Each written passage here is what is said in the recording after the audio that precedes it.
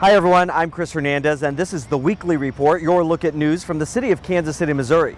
This week we are reporting from Union Station, where we are launching operations for the new Kansas City streetcar. A huge grand opening ceremony celebrates years of construction and planning, and now the big day. So you've all heard that a journey of 1,000 miles begins with one simple step. So today is that step. This is the moment when a lot of hard work and a lot of sacrifice, a lot of excitement reaches a crescendo and spills over into the streets of downtown. And the city is going to feel it. This is our moment.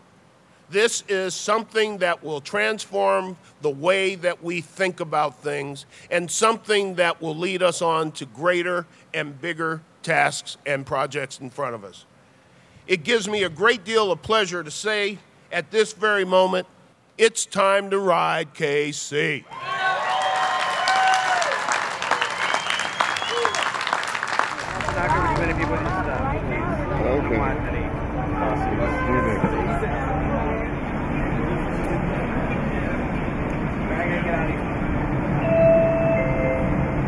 Streetcar exiting Metro Center northbound.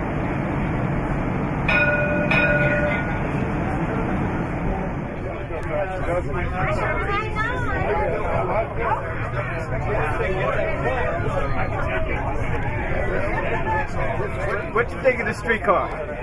It is very, it's quicker than I thought, and it's very smooth. It's a good ride. It's good. It's free of charge, which is good for the citizens and to help our environment.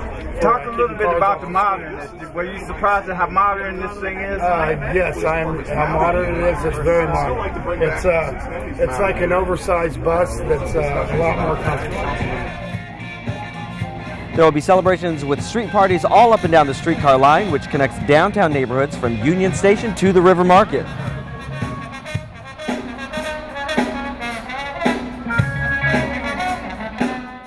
Earlier this week, City Manager Troy Schulte signed off on important documents that signal the streetcar is now ready for passengers. Okay, well, we're here to sign the last of the documents necessary for full operation of our streetcar that is scheduled to start Friday, May 6th. So the first document in front of you, which will require signature, is the System Safety Program Plan. Basically, it is our commitment to the FTA and our state safety oversight of what we'll do to maintain safety for the system. And from the Streetcar Authority, we want to thank you, Troy, and your staff, and Sherry, and Ralph, and Jason, and the full team. There has been a commitment to do this project right from the very beginning, to bring the resources that are necessary. The business owners and the Streetcar Authority recognizes that, and we look forward to a long and healthy partnership between the city and the Streetcar Authority to make the very most of this project. So thank you all very much for all you've done. The city manager and other officials took the streetcar to head over to Commerce Tower to announce a new $139 million project that will add apartments, a new child care center, a bank, and a pharmacy to the building. It's part of a $1.7 billion in economic development projects downtown since voters approved the streetcar. The city has said from the very beginning that the streetcar was about more than transit, that it was also about economic development. New figures out to talk about that. That's a huge number.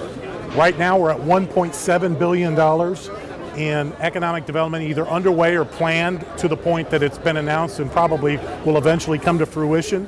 And that's a week before it even starts running. So what behind us is a 50 to 100 year investment. It's fixed rail. So we've got $1.7 billion in investment before it even opens to the public. That's the kind of transformative information that we need to get out about how you develop and how you rebuild the city. The concept is to provide all the amenities and the connectivity using the streetcar to change our quality of life. So, for example, my young colleagues who currently work downtown in our office have children, so they drive out of town in the morning to drop their kids off to school or to daycare, and then they come back to work. In this case, they can live here, they can take their kids downstairs to school, they can work here, they can have access to all kinds of services and entertainment either directly in the building or the adjacent buildings, or get on the streetcar and 5 minutes later find themselves wherever they want to be in the heart of the city. And now it's time to show you what's happening in our other departments.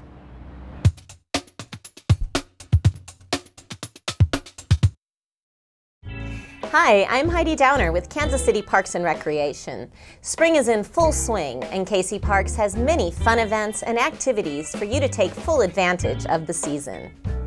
KC Parks is again partnering with the Heart of America Boy Scouts Council for Dig Day. On May 7th, hundreds of scouts and volunteers will plant more than 80 of the city's community flower beds in 35 locations. For more information or to volunteer, visit kcparks.org. Join Feast Magazine and KC Parks for food truck events all summer long. Each month, from May through September, we'll highlight prominent fountains and parks throughout the city, while guests enjoy food from some of Kansas City's most popular food trucks. A portion of the proceeds will go toward the City of Fountains Foundation to support our flowing treasures. Join us for the first Feast of Fountains on Thursday, May 12th from 5:30 to 7:30 in Tice Park. All aboard on Saturday, May 14th for National Train Day celebration at the Kansas City Northern Miniature Railroad in Frank Vedic Park. The fun begins at 10 a.m. with live music by Rock and Rob, face painting, free train rides, giant inflatable trains, and more. Visit kcparks.org for all the details. Purchase an all-access pass and gain membership to all 10 KC Parks community centers. All-access passes are good for admission to fitness centers, open gym, public ice skating, and select classes. Until May 23rd, you can purchase an annual pass for $200 per adult or $100 per senior. Purchase online at kcparks.org or in person at any of the KC Parks community centers located throughout the city. To learn more about these and other events scheduled by Parks and Recreation, visit the department's website at kcparks.org or give us a call at 816-513-7500.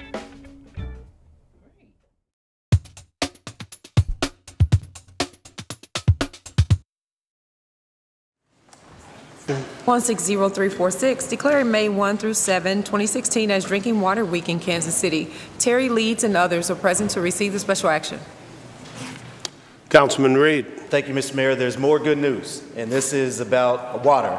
And today we would like to declare May 1st through the 7th as Drinking Water Week here in Kansas City, Missouri. Water, just like food, but water being one of the most precious resources and basic and essential requirements of life. It's the part of the healthy lifestyle that we like to depend on here in our community. And also, we take for granted sometimes that we have the best water in Kansas City. Councilman Fowler. Thank you, Mr. Mayor. And for some reason, my name got left off the sponsor list here, and again, probably through my own oversight. But on the Transportation and Infrastructure Committee, we've had the privilege of presentations on all of the fine work that our water department does. I can tell anyone without equivocation, our water in Kansas City is safe. It's good, it's the best you're gonna find. And that is a compliment to all of you and the work you do. So thank you very, very much. Thank you, Councilman Fowler. Are there any others who wish to speak to the resolution? If not, the resolution is now before council. All in favor say aye. Aye. All opposed? There are no opposed. Resolution is passed. Terry? Good afternoon, Mayor, members of the City Council. Terry Leeds, the Director for Water Services, and on behalf of our 860 employees who work every day, 365 days a year to provide high-quality drinking water, we appreciate you taking the time for this recognition. Today we have folks from 4 divisions. I'll highlight them briefly. Our water treatment folks who get the water out of the Missouri River and treat it and then make sure it's pumped throughout the city. They do that 24 hours a day, 365 days a year. On an average day, it takes about 18 hours for that water to go through the process and be treated. On an average day, we produce enough water to fill 145 Olympic-sized swimming pools. Then our pipeline division, they're the folks that are out in the field every day making sure that our valves and pipes are in working order and do the repairs. If you've been unfortunate to suffer a break in your neighborhood, they're the guys out there fixing it to get you back into water as soon as possible. And we have our laboratory folks.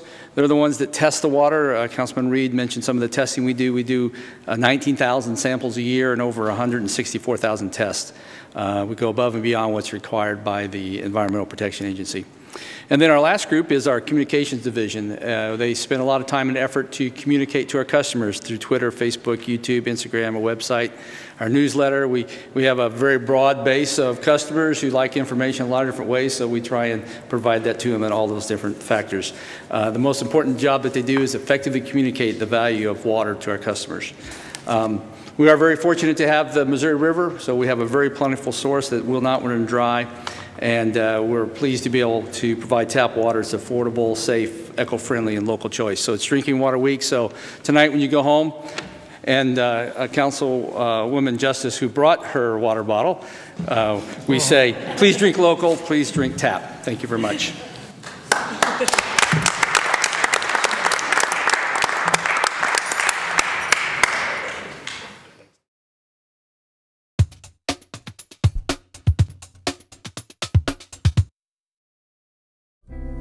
Hi, I'm Janet O'Hagan with Kansas City Convention and Entertainment Facilities.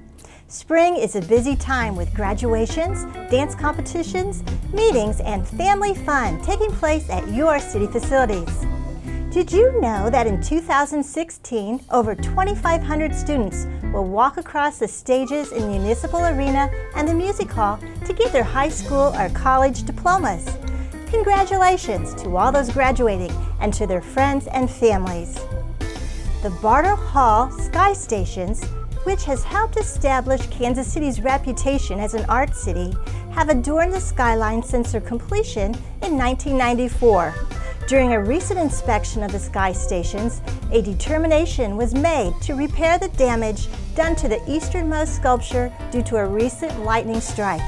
It is scheduled to be removed on May 8th from the pylon, disassembled, repaired, and then reinstalled in September 2016. LEGO Kids Fest is coming to Bartle Hall May 13th through 15th. With nearly 200,000 square feet of exhibit space, LEGO Kids Fest brings all of the creative, hands-on, minds-on fun of LEGO building and experiences together in one activity. An entertainment-packed family event for children of all ages. Bury yourself in the big brick pile. Play in 2 Star Wars areas. See brand new LEGO models. Check out Mixels, Nexo-Nights, Construction Zone, and more. For more information, go to legokidsfest.com.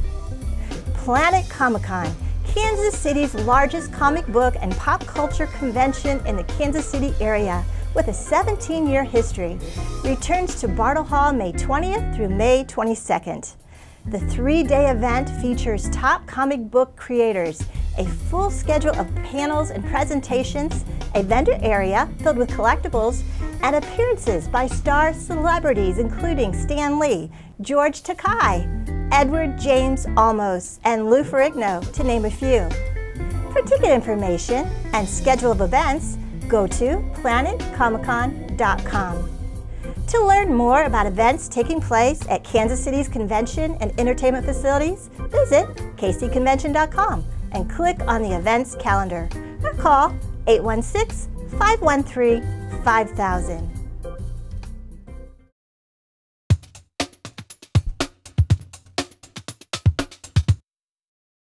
Hi, I'm Consuelo Cruz with Culture and Creative Services, bringing you information about upcoming arts and cultural events that are brought to you with support of the Neighborhood Tourist Development Fund. Spring is here and outdoor event season is here as well. And we are outdoors at 31st and Truce with Susie Rowling to talk about Truce Fest. It's happening May 21st from 10 a.m. to 8 p.m. And Susie, you are an active committee member on the planning of the festival. Can you tell us how the festival got started and what was the purpose behind it?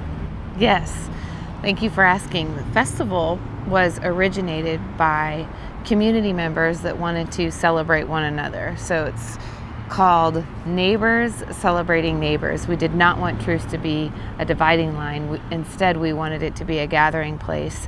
People from north, south, east, and west to gather and celebrate one another and our wonderful community. And you have quite a variety happening during the entire run of the festival, from 10 to 8 p.m. You have fun family event. It's a fun family event, but it's also free.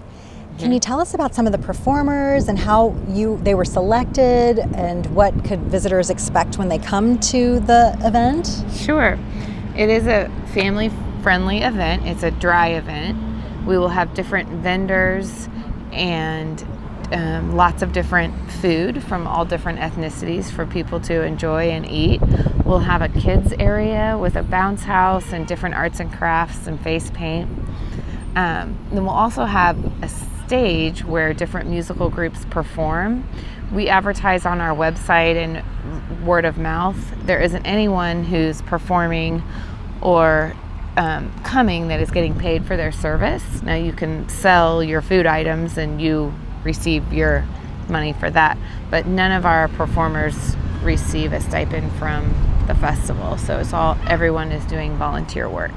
And your performers are not only from the area, they are from across the city. So it's nice that they bring their representation from their communities, but they also bring audiences perhaps from all around the city. So it's not just from the neighborhood. You really get a chance to share what's happening here with the rest of the Kansas City community. Is that correct? Correct. And how has attendance been? Because this is your 12th year. Attendance is great. Has it just grown over the years? It's grown, and since it's a free festival, so a lot of times earlier in the day there's more families, and then as the day goes on, families may have different events or soccer games or stuff to attend to.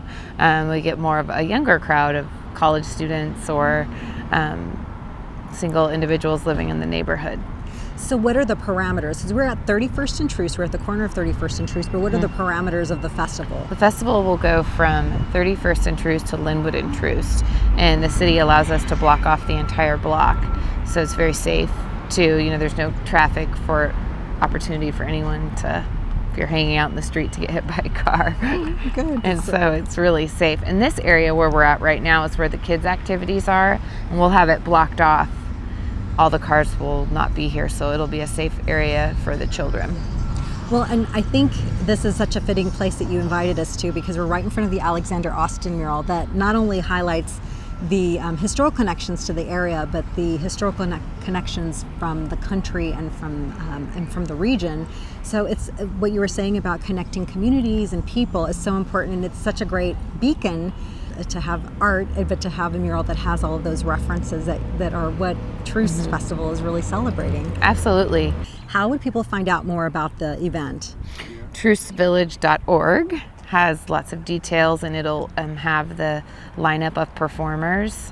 Operation Breakthrough Kids will be performing, and that's very exciting. It's also very multicultural, because you have Amado Espinosa, who's playing music from Latin America. You have bluegrass and folk, and so it's such a variety of really what Kansas City has to offer. Right. Throughout the city. Jazz. Yes. Yeah. Yes. So it's great. Well, thank you it's a wonderful festival. Thank you for telling us about it. Thank you for inviting us to this space that is at 31st and Truce, and we look forward to seeing everybody here. And for more information, trucevillage.org. Thank you. The Neighborhood Tourist Development Fund supports local nonprofits that bring cultural, social, educational, and recreational activities to our area.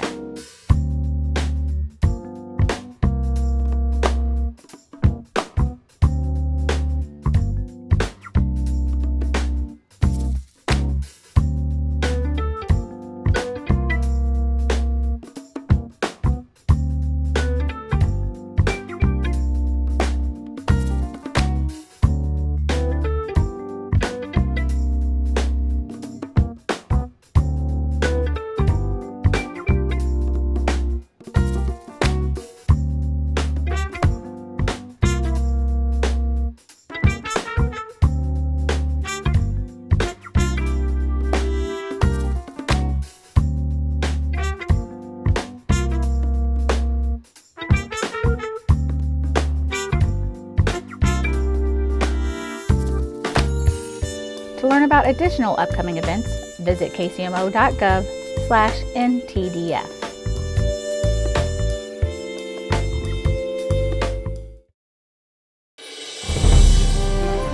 The Kansas City EDC announced their annual Cornerstone Awards this week, and 3 city projects made the cut. And now, the 10 Cornerstone winners in no particular order. Drum roll. Bridget? The KC Streetcar Project, Leon Mercer Jordan Campus, East Patrol Station and Regional Crime Lab. Martin City CID and the City of Kansas City, Missouri, 135th Street redevelopment. Thank you so much to everyone who submitted for the 2016 Cornerstone Awards, and congratulations to the 10 Cornerstone Award winners. Not all construction projects need to be on a grand scale to have a big impact. 50 tiny houses will soon sit on 4 acres located at 89th and Truce, and they'll help KC area veterans. This project is one of the most exciting projects that I've seen. This, I think, speaks to a homeless veteran more than anything else because it belongs to him or her. I mean, this is my place, this is my home, I live here.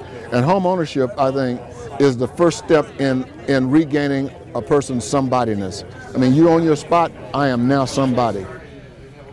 Kansas City Mayor Sly James and Airport Committee Chairwoman Jolie Justice announced they are hitting the pause button on discussions about improving the terminals at KCI, and that no plan will go to voters in 2016.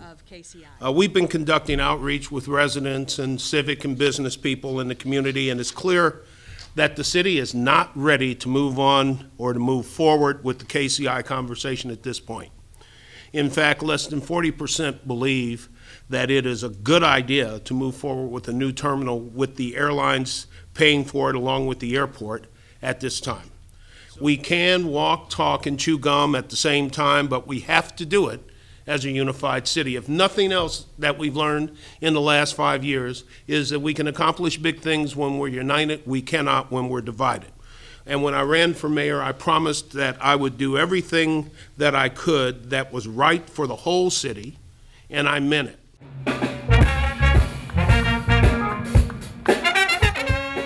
So be sure to come downtown to explore all the great neighborhoods along the streetcar line, from the River Market to right here at Union Station. And while you're here, also look up and notice the smart city elements that now make this the most connected corridor in town and the biggest smart city installation anywhere. We have free public Wi-Fi, smart streetlights, and traffic signals, as well as interactive kiosks. It's all geared to make your city experience better and to help the city operate more efficiently. And remember, the KC Streetcar is free to ride with frequent service and even late night service till 2 a.m. on Friday and Saturday nights. We will see you on board. Okay guys, what you think of the streetcar?